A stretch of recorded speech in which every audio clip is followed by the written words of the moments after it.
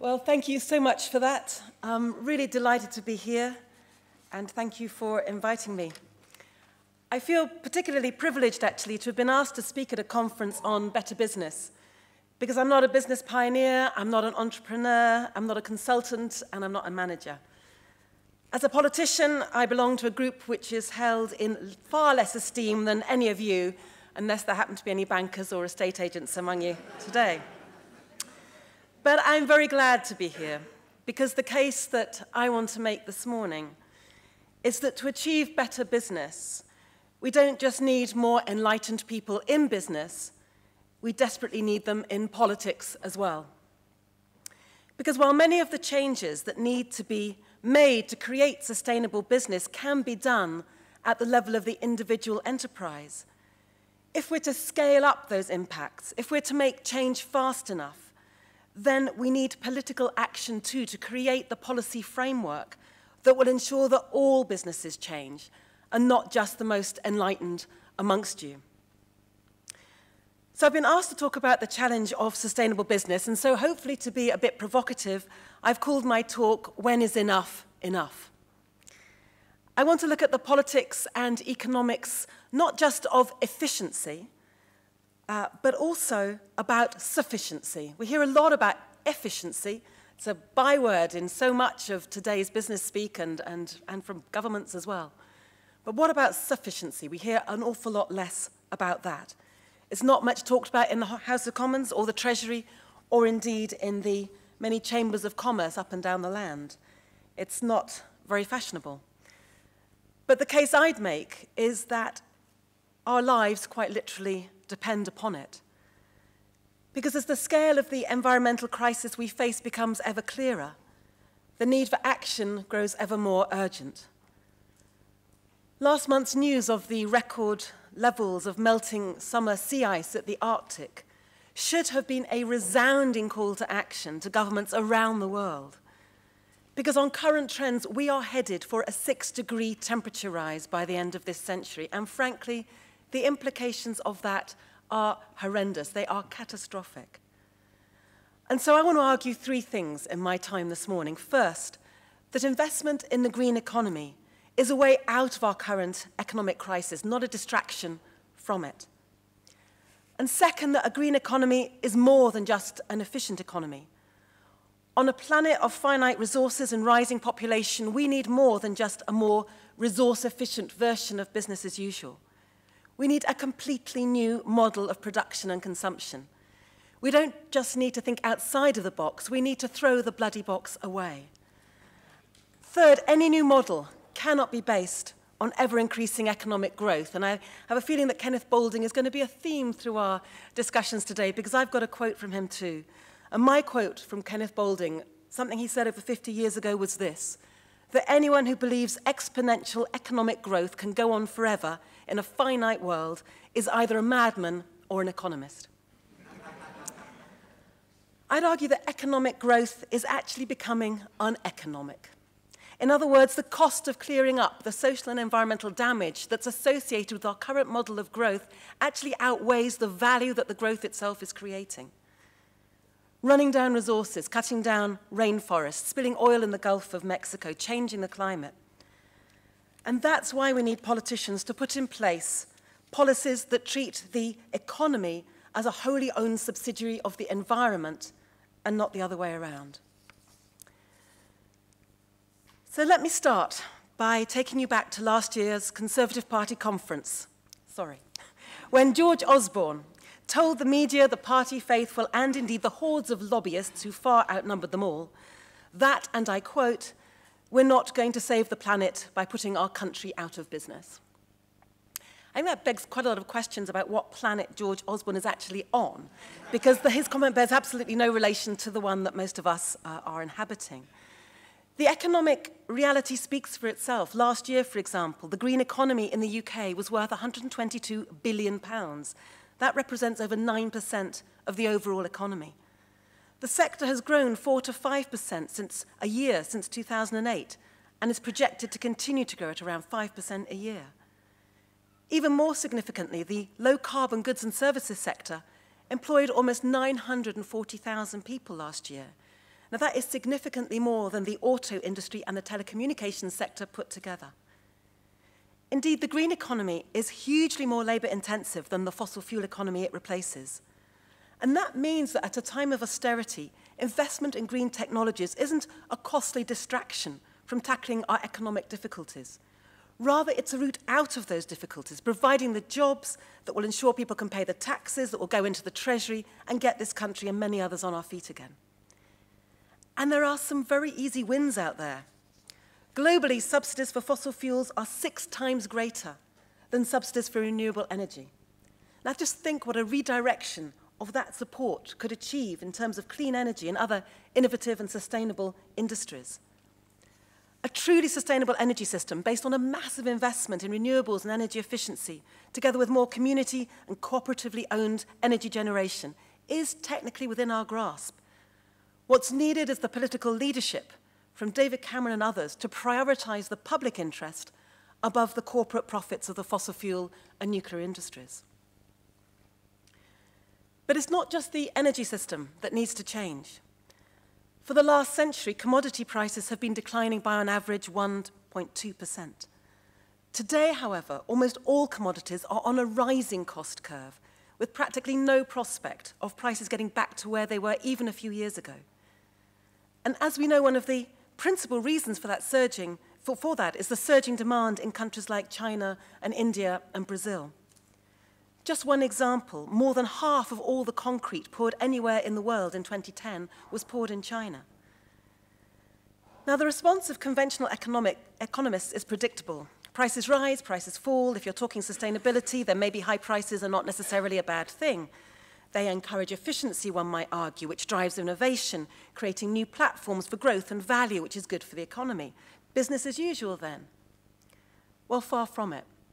Because on commodities, on resources, on energy, significant demand from new sources means that we are going to have to get used to some new baselines. Oil is never going back below $75 a barrel, and high commodity prices are changing the balance of power between rich and poor countries. Keeping consumption within natural resource limits has become a whole new ballgame. And what that shows, I think, is that the UK's entire economy has to shift to zero carbon. It has to have a much higher degree of resource efficiency, but it also needs to be an economy that ceases to create waste, and most certainly one that doesn't measure waste itself as if it were a benefit. Now, all of that presents a real challenge to business. What would a genuinely sustainable paradigm look like for business? Because there are good companies and less good companies, but the characteristic they share is the impetus to grow. Some do so to make money, others from a belief that their activities are beneficial and needed, others because of the ambition of their founders or managers. But from this comes a danger which was most eloquently set out by Dr. Seuss in one of my favourite children's stories, The Lorax. And in it, a factory owner cuts down trees to make thneeds, regardless of whether anyone needs thneeds. And he works to bigger and bigger his factory until there are no more trees left and the countryside is left barren and wasted. And for a book written over 40 years ago, it sounds eerily topical. And because I love it so much, perhaps you'll indulge me while I read a small bit of it out, as our factory owner explains how it happened. I meant no harm, I most truly did not, but I had to grow bigger, so bigger I got. I biggered my factory, I biggered my roads, I biggered my wagons, I biggered the loads of the thneeds I shipped out. I was shipping them forth to the south, to the east, to the west, to the north. I went right on biggering, selling more thneeds, and I biggered my money, which everyone needs. I'd really love to go on, but I won't. The desire to stimulate demand for products or services, whether or not there is any underlying need for them, and ignoring the long-term capacity of the earth to meet that demand, in Seuss's elegantly simple term, biggering, is sadly endemic. Firms may have shown that they can do more with less, so that the environmental impact of products ranging from packaging to aero engines can be substantially reduced. But such advances are lost when the total amount of products grows faster than the ability to reduce environmental harm. So each aeroplane in the sky might be running in a more efficient way, but when the total number of them is constantly growing, then that undermines the efficiency gains that you've made. And that leaves us with the paradox of firms trumpeting their environmental credentials while the Earth remains on a path to ruin, whether it's the depletion of oil resources used to make the packaging or the contribution of aviation to climate change. And as I say, individual airlines might be trying to become more fuel efficient because of a mix of regulation or rising fuel costs, and in some cases a genuine concern about their impact on the activities on their environment. But is there an airline in the world that is seeking a business model in which they don't chase more passengers or try to sell more planes? Now, governments share this myopia. From time to time, they intervene to stop businesses from doing things that are bad for the environment, although much less now, sadly, than some decades earlier. They also try and encourage more efficient use of natural resources through investing in research and providing tax breaks and subsidies. But is there a government in the world planning to restrict economic growth to levels that the planet can sustain? Well, from the business sector at least, there are some green shoots of hope. Take batteries as a mundane, everyday example of how business models are beginning to change. On planet Osborne, where business as usual rules and the laws of physics are hurriedly shoved under the carpet, it would be fine for every single battery manufacturer to aim to become the world's largest battery manufacturer, selling more and more batteries every year, entrenching the long, resource-heavy battery trial and manufacture process that is taxing on both the environment and business. But what if the focus were instead on delivering the function of the product that meets actual consumer demand, in this case, portable energy, in the most sustainable way? Now, it won't be news to anyone in this room to hear entrepreneurs and design professionals declare that no one wants your products, they want the benefits from those products. And a well-known example is B&Q's proposed shift from selling items like power drills to selling the use of them. Through focusing on what it is that the consumer needs, which is an occasional hole in the wall, rather than on selling more power drills, B&Q can provide the same service while reducing resource intensity.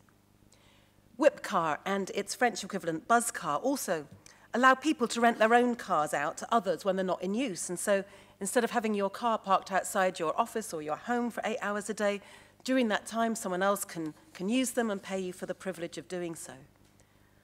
Another example of innovation is a plaster-shaped MP3 player designed by Chinese engineers. A skinny player, it looks like a plaster that you'd put on your hand to cover a cut, but it plays music, it's powered by the human body, and has resource efficiency at its heart.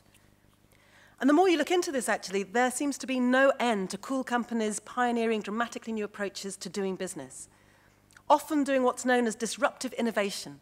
They're also throwing out of the window the box labeled success in business means burning more energy to churn out more stuff to sell to more people.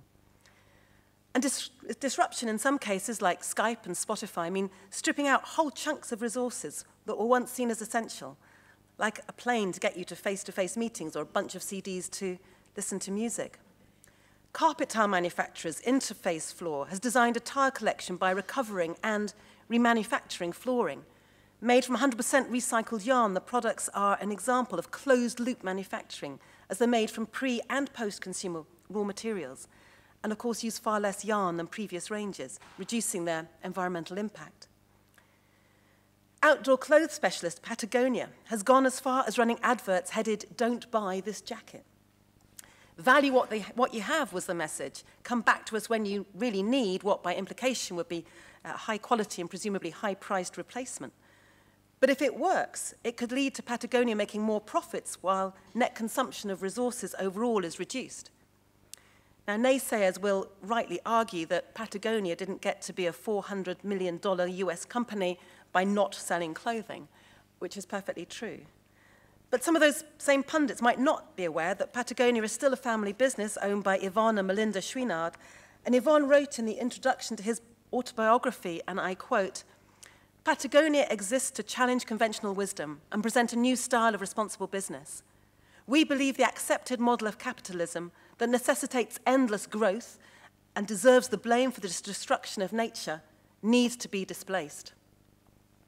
Well, I couldn't agree more with that, and I want to think a little bit about what that actually means, because the work of companies like Patagonia are truly inspirational, but they're also the exception. Ideally, we would have each and every chief executive to attend meetings like this one, to be inspired by what they hear, to have their own personal conversions and go back to their companies and reform them. And we do need that, but my argument today would be that that isn't enough because we haven't got time. We are running out of time, and there is such a thing as being too late. The latest climate science suggests that to avoid the worst of the climate crisis, emissions need to peak by 2016 and then start to fall dramatically. And if the best practice of companies like Patagonia are going to be spread quickly enough, then we need to change the whole system. And so I want to end by thinking a little bit about what would replace that model of capitalism that necessitates endless growth that Yvonne Chouinard speaks of. Professor Tim Jackson has rightly warned us that this is a very dangerous subject. He says questioning growth is deemed to be the act of lunatics, idealists, and revolutionaries, but question it we must. And I'd like to point out that I'm the idealist, not the lunatic. There's nothing natural about our current economic arrangements. They have been consciously designed to achieve a simple objective, growth. But we know that growth isn't making us any happier. It's creating dysfunctional and unequal societies, and if it continues in the same way, it will make large parts of the planet unfit for human habitation. Fortunately as well, research also underlines the fact that happiness and well-being do not depend on endless economic growth and on endless material wealth, but rather on contented families, strong communities, meaningful work and personal freedom. So we need to do things differently, and we need to do it soon. And that means starting from first principles and building a new model for how the economy functions. Because right now it's true, every one of us depends on growth. The way our economy is structured means that unless there is growth, people lose their jobs, the tax base shrinks, and politicians struggle to find the money for public services that we rely on every day, and the current recession is an object lesson in that. We need to break that vicious cycle by building a new macroeconomic model that is geared not towards growth, but towards achieving the outcomes that are important to society and that can be sustained by the planet's finite carrying capacity.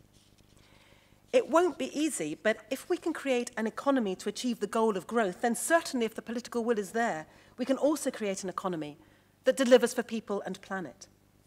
A steady state economy, if you will. An economy that recognizes that it is a subsystem of the biosphere, and that since the biosphere, as far as we know, isn't getting any bigger, then the subsystem has to remain within limits. An economy, in other words, that doesn't depend on the endless throughput of finite natural resources at one end and waste at the other. An economy that doesn't measure itself in GDP terms alone.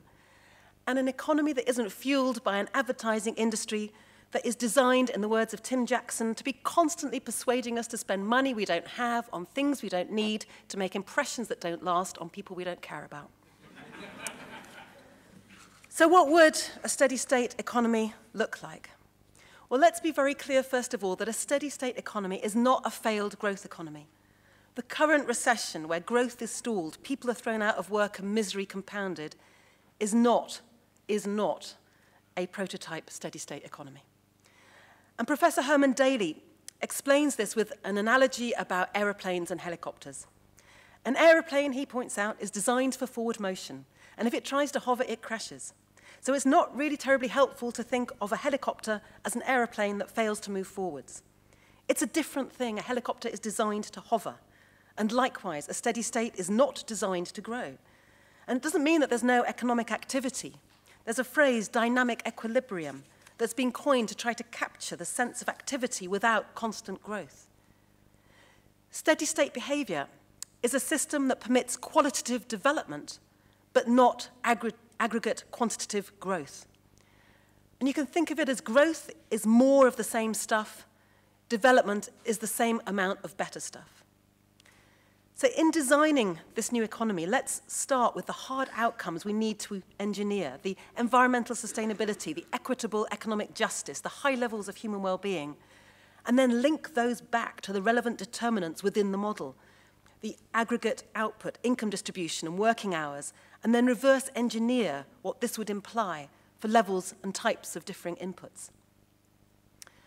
Herman Daly has spent more time thinking about this than most. And based on his analysis, I'll end by outlining just a few of the policy outcomes to which this process might lead us. And they include things like ecological tax reform. In other words, internalizing the external cost in the price of goods and tax things that we want to discourage, like pollution, and don't tax things that we want to encourage, like employment. Introduce personal carbon allowances. Sometimes they're known as domestic tradable quotas. It's like a minimum quota of the allowable carbon emissions that each individual is allowed to be responsible for, stored on a personal card, like a credit card, and you use it to pay when you're paying for particularly carbon-intensive things like flights or filling up your car with petrol. Limit the range of inequality in income distribution, because without aggregate growth, poverty reduction will require far more redistribution than we see today. And here in this city, for example, Greens are trying to do that on the council by introducing a ratio, a maximum ratio between the lowest paid and the highest paid. And we need to roll that out right across organisations. We need to be looking at moving towards shorter working weeks with the paid work shared out much more equally. Because full-time external employment is going to be hard to provide without more and more growth. We need to reform the banking system, of course, so that the control of the money supply is in the hands of governments, not in the hands of private banks. We need to re-regulate international commerce. Free trade and fair trade are not the same thing, even though they still both begin with F and have 4 letters. If I had one thing to say to governments, they are not the same thing.